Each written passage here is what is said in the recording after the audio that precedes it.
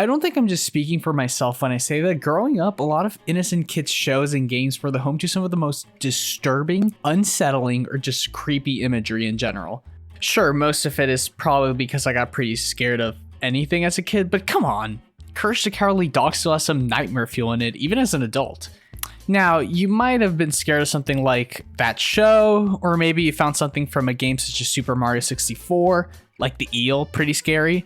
And while I have heard people bring up countless examples like these, there is one that I have never heard or seen anyone talk about. This is a quick look into Disney's Magical Mirror starring Michael Mouse.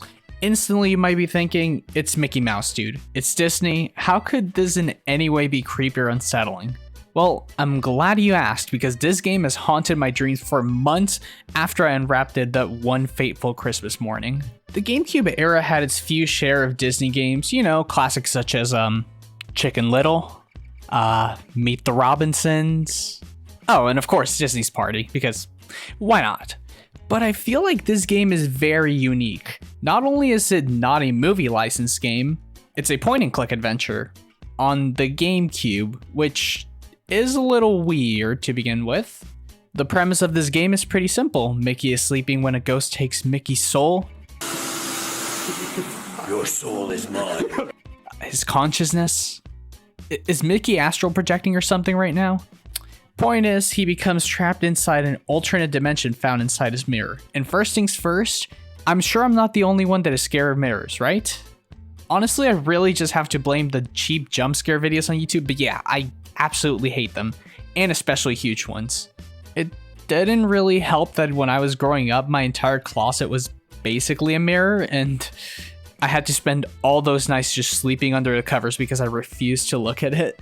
Anyways, that alone is not the only reason I would consider this game unsettling. I feel like it mostly comes down to the animations and the environment itself in this game.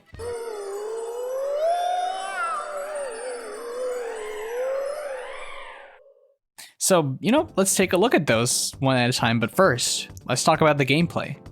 And honestly, there is not much to talk about here. The game really boils down to click on something, watch cutscene, interact with something during cutscene, then move on to the next area.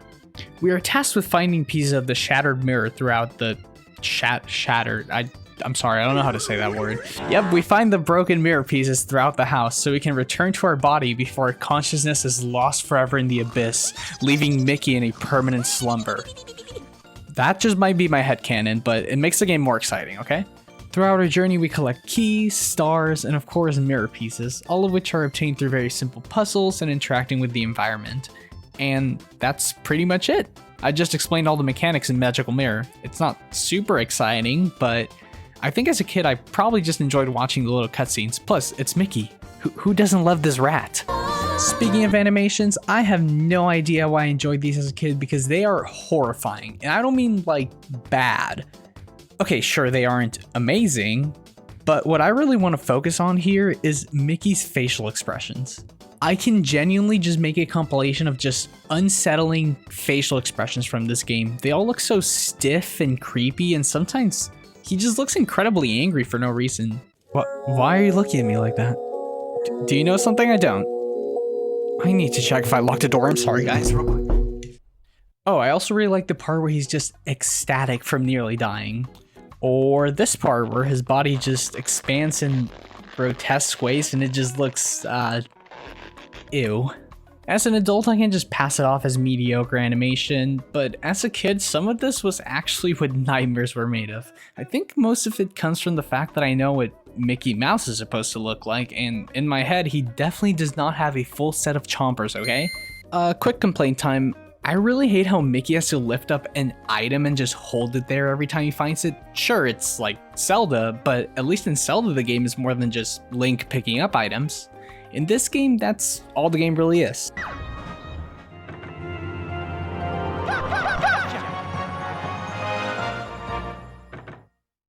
Not to mention Zelda has that sweet iconic sound.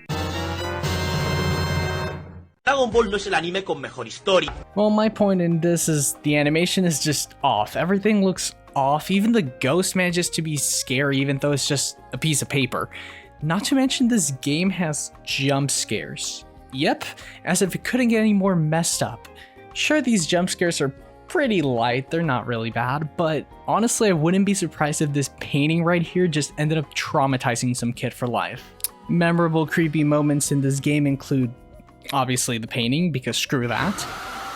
The giant duck, I don't know, it was terrifying, okay? The entire intro sequence, that was basically a fever dream. Like, I genuinely can't believe that this intro sequence lives rent-free in my head to this day. Oh, and the ending, with the ghost casually hanging from the ceiling fan, it's like that scene in Insidious, except not scary at all. But, okay, it was really scary as a kid, okay? Trust me. Alright, let's move on and talk about the environment real quick. Sure, a lot of this game is pretty colorful, but since Mickey never really comes into contact with any of the other characters, well, besides the ghost, this house just feels empty. There's a never-ending loop of music that just drones on and on and on because the game just recycles the same few tracks. The house feels endless despite some rooms feeling claustrophobic and barren at the same time.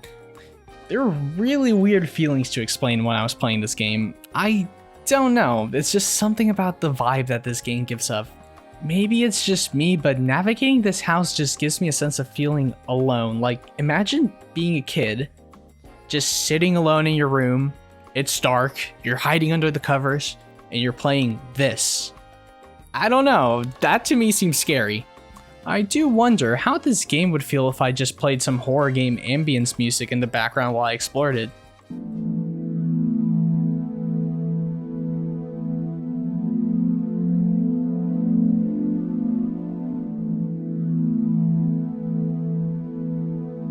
Alright, I take it back. That was terrifying. Who made this damn game? I need to know, who just out there accidentally made this oddly terrifying game? Oh, well, you know what? Suddenly things make a little more sense. Hey Capcom, when are we getting a remake of this game? Except this time just make it a full-blown horror game. But yeah, I guess if I had to describe this game after playing it again, it would be dreamlike. It really felt like I was experiencing a dream. And I think that's the intent. After all, Mickey himself comments that he felt that this was all just a dream at the end. Oh, was that a dream? I wonder.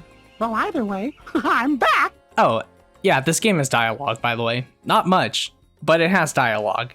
And yep, it is just as unsettling to me. I don't know why. Anyways, to really drive home the point of this game being unsettling, here, have this duck staring at you with some creepy music in the background. Well, that was Magical Mirror starring Miguel Rat. If you enjoyed this video, please leave a like and a comment. You know, just tell me about your own personal unsettling experiences with media as a kid. Or, you know, you can comment whatever, that works too. Go ahead and subscribe for more content like this, and hey, if you enjoyed this nostalgic retrospective, here are some other videos that you might enjoy.